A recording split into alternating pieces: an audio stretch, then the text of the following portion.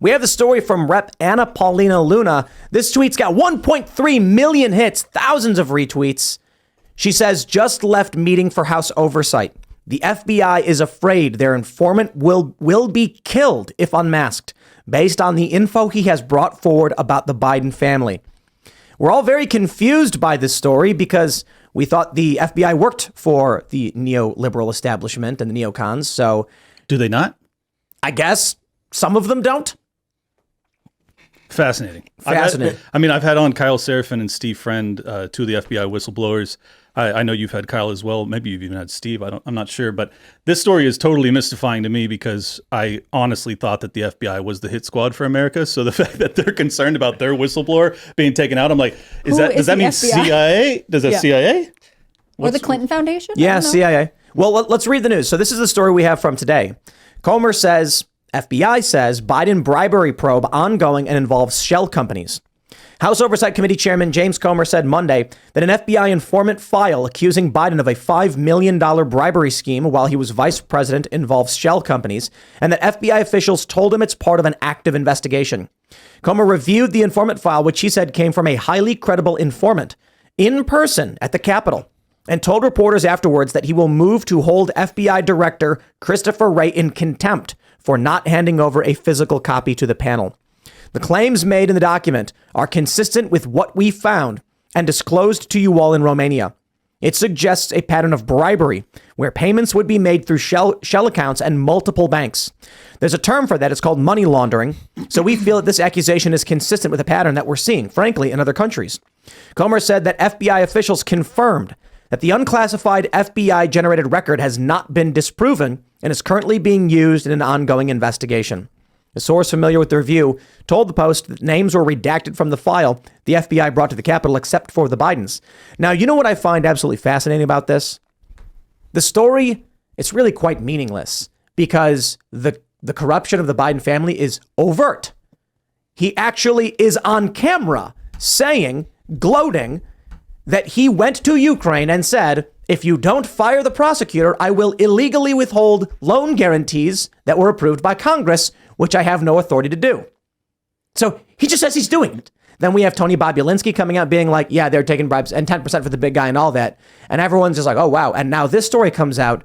Am I supposed to be shocked? I would hope not. I mean, you cover the news every day, so you certainly know what's going down.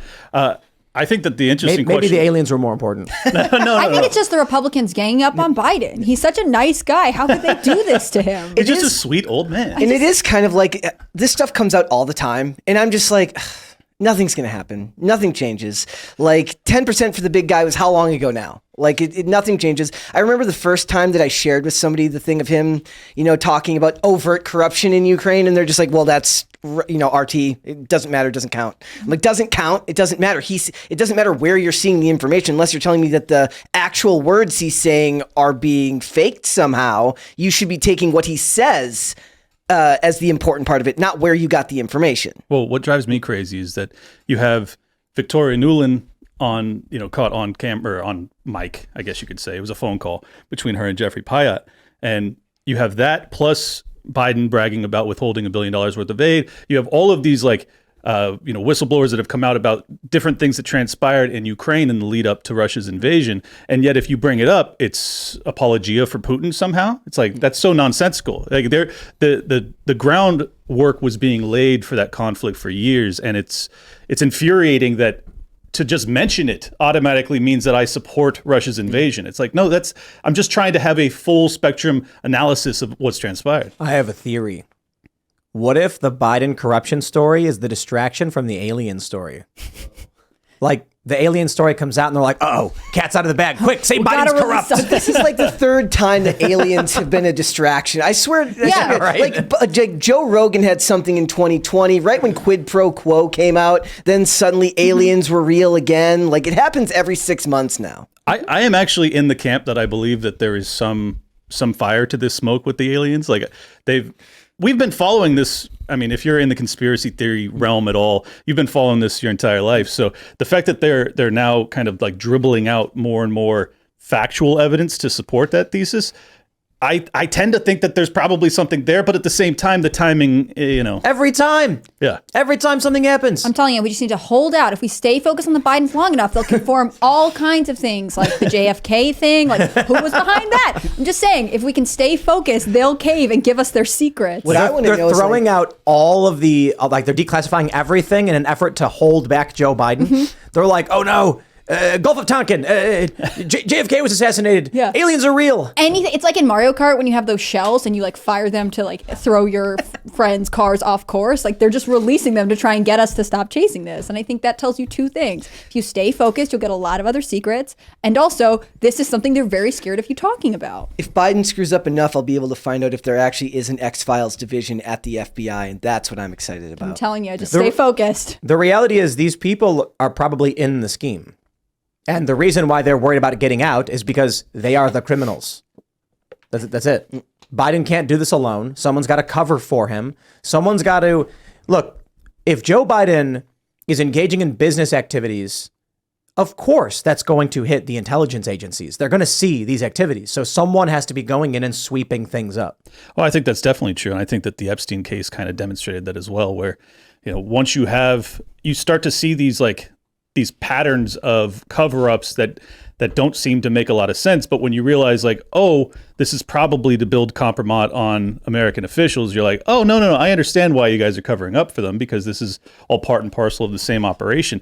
I mean, the Biden family, it's weird to think that the Biden family, amongst all of the corrupt American families, is now starting to surpass many of them, at least in my eyes, as far as being the most corrupt. And if their corruption, the attempt to cover up their corruption, leads to World War III, well, then they go down as the worst family in American history. Do you think they're the most corrupt, or do you think they're the worst at hiding it at this point? That's a good question, actually, because I think there's a distinct possibility they're not the most corrupt, but they are the most inept at their corruption. Yeah. Hillary Remember Clinton could when, be giving them lessons if they were actually paying attention. yeah. Hillary Clinton would be. Yeah, that's She true. was good at it. Yeah.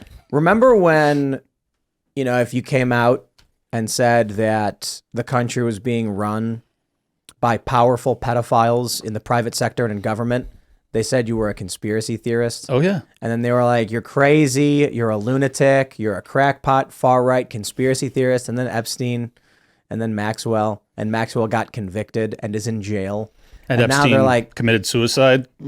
and they have a client list of all of these high-profile heads of state and government who were flying around with this guy. It's just like... But no one else has been prosecuted? They're just hanging No, out? it's just when this story first comes out and people are like, hey, I kind of think that there's powerful, child abusers in government and the private sector. They're like, you're crazy. You can't say that.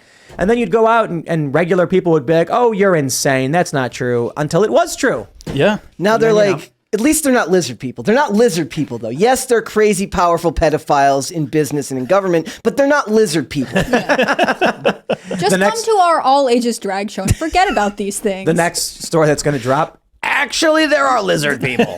You remember we were talking about aliens? They're lizards. My opinion is the whole Q psyop was to basically poison the well on people that were actually hot on the trail of the truth, that there was sex trafficking of children that was happening at the highest levels of power. But then they paired it with a bunch of lunacy about how Donald Trump was the savior of the universe and we all just had to trust the plan. And it's like, oh, well, that part happened to not be correct, unfortunately. That once you start getting close to something, they try and veer you off course. Exactly. With aliens. I'm telling you, it's the Every Mario Kart shell things. They're just lobbing them backwards, trying to blow you up. People fall for it. Yeah. I wonder how many people are more interested in the aliens than this. Because the alien, I think the thing about the aliens is that it has a profound impact on faith and reality. And I think whereas Biden being corrupt is like, we know. Right. You know what I mean? And I think it feels non-political. Like people who don't want to talk about politics will talk about aliens. Well, I It's bet- harder for people to talk about corruptions because then you have to weigh into like, well, your side did this. Should we do that? I mean, simply put, the Joe Rogan podcast will now be leading with aliens and not Biden, corruption, FBI. I mean, look, the story about the FBI saying if our informant is unmasked, they'll be killed. That's a salacious, hot political story. You've got like House of Cards vibes. Ooh, who could this guy be? And there's a deep throat in a parking garage giving documents to somebody. And then aliens. And now you've got, a Joe Rogan style podcast and a whole bunch of them where they would normally be like, ooh, spy thriller story. What's that? Aliens are real? Let's roll. Yeah. it does make me wonder if the FBI isn't trying to rebuild some of its, I don't know, reputation back, if it still has a reputation to rebuild upon. The fact that they're going after Biden after they've been so obviously biased in prosecuting and persecuting Donald Trump, whereas they have overlooked so much of what Joe Biden's done. Maybe this is their attempt to get back in the good graces and not be defunded. I'm not sure. Don't they want to get him out of office anyways? Hasn't that always been kind of the plan to a lot of people, is that they didn't expect him to serve a full term? Well, exactly. Anyways? It's serving up a goat. They thought it would be the age thing, and now they're like, we'll just hammer you out. He's It's just like hanging corruption. on. We can't get rid of him. We're just going to have to come up with something else. Which tells you how, like, if this were true, it tells you how incredibly unstable their whole situation is. I still can't fathom the fact that Joe Biden is considered like the favorite for them. And like how is that even possible? This guy wasn't popular ever in my life. He was always a He wasn't laughing popular stock. when he ran for president and won. I know exactly. Did you see James Vanderbeek? Yep. I know you saw this, Yeah. Brett. Yeah, we where talked about it. he's filming himself being like, "You say there can be no debate. The man is 80," and then everyone immediately took it to be that he's saying there should be a Republican. No, he's just saying what we all know. No Joe Biden. I don't look. Get RFK. They won't stand for RFK. No, they keep referring to him as like a fringe candidate. He's a long shot. There's no way. I think he's polling a number 2. Yeah, Yeah. he is. Well, that's He's what doing- Vanderbeek is pointing out. He's like, Right. look, there's people that are polling high enough that at least make it a question that you have to ask. And if you're saying that debates can't happen, if James Vanderbeek, who is really just a Hollywood, he's a classical liberal I think he moved out of Hollywood in anyways. I think he Texas moved to now, I think. Texas, right? But He and his like 6 kids. I'm telling you, that guy's a conservative. he's pulling like a trolley of children behind him as he's talking about politics, looking absolutely insane. It's awesome. But it's like he's asking valid questions. Look, there's people polling at respectable numbers. This is not a done deal. The guy's falling while walking downstairs. He's falling over sandbags. He's falling over just about everything that aren't his own feet, and even maybe that. Maybe we should have the debates and see if he can form 2 coherent sentences, and they should drug test them. They should absolutely drug test them. Yeah. Also, I still want an explanation as to why he wore a baseball cap at the Air Force graduation. That has been bothering me since I saw that video. I thought it was like an Air Force hat, though. Like, I thought it was something. Has any for the other event. president done that? Seems so weirdly casual, but I digress. I got to say, RFK Jr. did a Spaces today, and I heard a good chunk of it. And it's bizarre to me that, like I was just saying, Biden has never been popular in this country, like literally never. And he's still not, for the record, even though he's the president. He's like, I don't know, 25% approval rating or something like that. You listen to RFK talk, and I know everyone gives him a hard time about his speech impediment or whatever you want to call it. The guy is far and away, from a libertarian perspective, far and away the greatest Democrat that I've ever seen or heard speak in my lifetime. Mm-hmm. He is phenomenal. His focus on defunding, abolishing, reforming, whatever, scattering it to the wind, as his uncle once said, the FBI and the CIA, that is extraordinarily high on the priority list for libertarians. On top of that, he seems to have a better grasp. I mean, I saw someone tweet out today, when you hear him speak about the war in Ukraine, it could have been written by Scott Horton or Dave Smith or any of the libertarian anti-war advocates. It's phenomenal. His depth of understanding is amazing. Even though his son went over there and fought, he still seems to have a really good grasp on it. He seems to put as a very high priority to avoid World War III, avoid nuclear war, which ought to be, particularly from the Democrat Party, which is allegedly anti-war, which it no longer is. He is like reconfiguring and realigning the Democrat Party in real time. And I am both filled with gratitude and absolutely horrified that he joins his lineage in their legacy of how the FBI has addressed his family. So, man, he's an interesting character. Yeah, he really is. I think he's going to reclaim a lot of moderate to left-leaning voters who feel disenfranchised with the modern progressive Democratic Party and feel like they have some values that align with it, but don't feel like they're represented overall. I mean, he is really what they need, even though they hate him and don't want him. And that really mirrors to me what happened with Trump. I mean, in a lot of ways, Trump was extremely patriotic. He breathed life into the Republican Party in a way that it just didn't have before. And the party hates him for it. Right. I wanted to actually make this point too. I think that in the main election, you would have RFK Jr. and DeSantis would probably be the best candidates because I think they have the most broad-based bipartisan appeal. But because of the way the primaries work, it's almost certainly going to be Trump versus Biden. And it's like, that's once again kind of shows the flaw in our I disagree system. on the DeSantis point. Oh, you do? Yeah, his charisma is like, on a scale of 1 to 10, it's a 13. Oh, I grant you that, but I think that He's not going to be able to rally anybody. He has more appeal from the people that want to go back to a more boring political atmosphere. Sure, but what I'm saying is those people are politicos. They're political junkies. True. Many of them are conservative. There are many independents. But when I talk to regular people, they don't know who he is. Oh, they know interesting. very little. They say things like, oh, yeah, he'd probably be better or something like that. Or, oh, I don't know, I just don't like Trump. Things like that. They're going to DeSantis will have to go out and be more than just a governor. He's going to have to go on stage and speak to people who don't know him. And he's not that good at it. Yeah. And I grant you that. And I think Trump's hilarious. he's incredible. He's like probably the funniest politician in my lifetime. But I think I'm probably biased because I migrated from California to Florida to live under DeSantis. So it's like I probably perceive him as being a more legitimate threat than he is. Based off the polls, he doesn't appear to be a threat at all to Trump, which is honestly quite surprising to me. I mean, the only reason anybody's criticizing him is because he's the only threat to Trump in the primaries. True.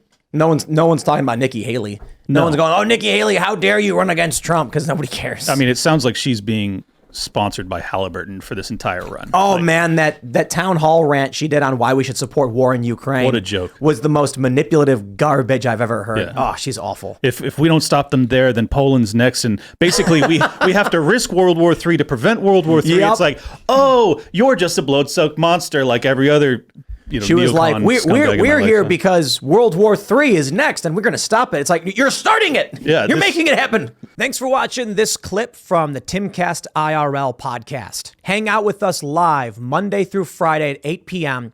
and become a member over at timcast.com for uncensored, members-only shows exclusive. Thanks for hanging out, and we'll see you all next time.